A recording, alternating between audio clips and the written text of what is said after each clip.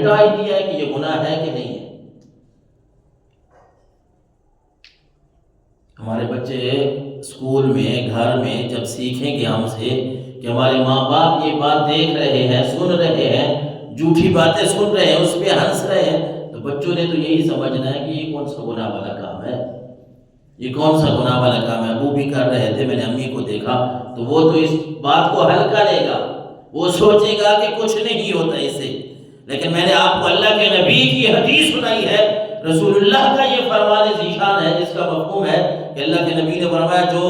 لوگوں کو ہنسانے کے لیے جھوٹ بولتا ہے، اللہ اس کے لیے تباہی کا انتظام فرمائے گا، وہ بندہ برباد ہو گیا، تباہ ہو گیا۔ اس لیے ان باتوں سے بھی بچیں۔ اور پھر حضرت ابو ہریرہ رضی اللہ تعالیٰ عنہ نے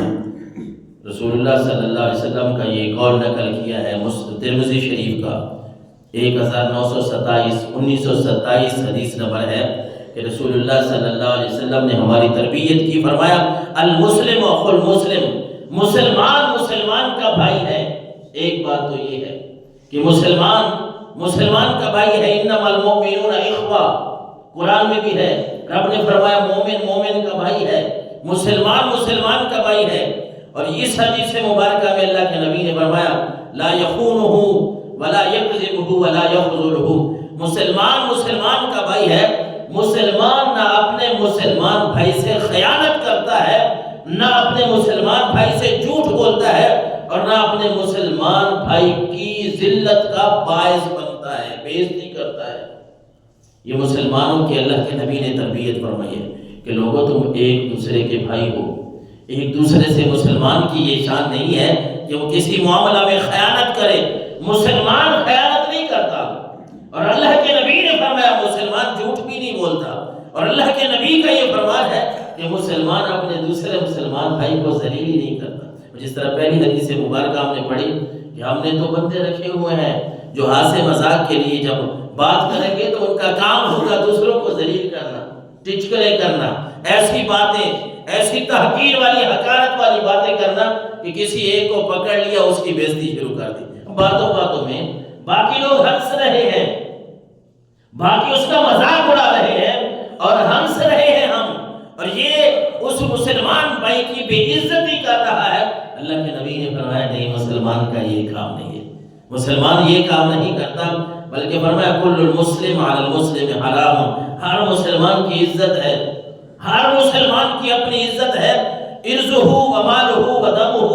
ہر مسلمان کا مال، اس کی دولت، اس کی عزت، یہ ساری کی ساری رب نے محفوظ بنا دی ہے۔ کسی کو اجازت نہیں ہے کوئی کسی کے اوپر کیچڑ اچھالے، کسی کی بے عزتی کرے، کسی کے اوپر کوئی بات کرے، کوئی طرز کرے۔ اللہ کے نبی صلی اللہ علیہ وسلم نے فرمایا نہیں، مسلمان کی یہ شان نہیں ہے، اور فرمایا بحسب امرئ من الشر ان یحتقر اخاہ المسلم۔ پھر یہ ہے کہ میں بھائی قاری صاحب ہوں، علامہ صاحب ہوں، میں فلاں افسر ہوں، میں تاجر صاحب ہوں، میں حاجی صاحب ہوں، اور پھر ہم کیا کرتے ہیں، ہم عام لوگوں کو پھر حقارت کی نگاہ سے دیکھیں گے، یہ کیا ہے، مکھی مچھر آ گئے ہیں، ان سے بات کرنا گوارا نہیں کریں گے، سلام لینے تک گوارا نہیں کریں گے، سلام لیں گے تو ایک اپنا سٹائل بنا لیں گے کہ ہمارا منہ اور طرف ہے، سلام اور طرف، کیوں؟ یہ میرے برابری کا آدمی نہیں ہے، میرے برابر کا نہیں ہے۔ لیکن اللہ کے نبی حقارت کی نظر سے دیکھتے ہیں۔ ایک تو وہ حدیث مبارکہ کا مفہوم ہے نا کہ اللہ کے نبی نے فرمایا ہر آدمی کو اپنے درجے کے مطابق، اپنی شان کے مطابق جو ہے وہ عزت احترام دو، وہ اپنی جگہ پہ ہے، لیکن کسی کو حقیر سمجھتے ہوئے اللہ کے نبی صلی اللہ علیہ وسلم نے فرمایا اگر کوئی مسلمان، کوئی آدمی کسی مسلمان کو حقیر سمجھتا ہے تو یہ جو حقیر سمجھ رہا ہے اس کے شریر ہونے کے لیے، اس کے بدترین ہونے کے لیے اتنا ہی کافی ہے کہ یہ کسی مسلمان کو حقیر جان رہا ہے، حقیر سمجھ رہا ہے۔ اور اس جھوٹ کو نا اتنا عام کر دیا گیا ہے کہ ہماری تاجر برادری کا ویسے ہر ساری عوام میں ہے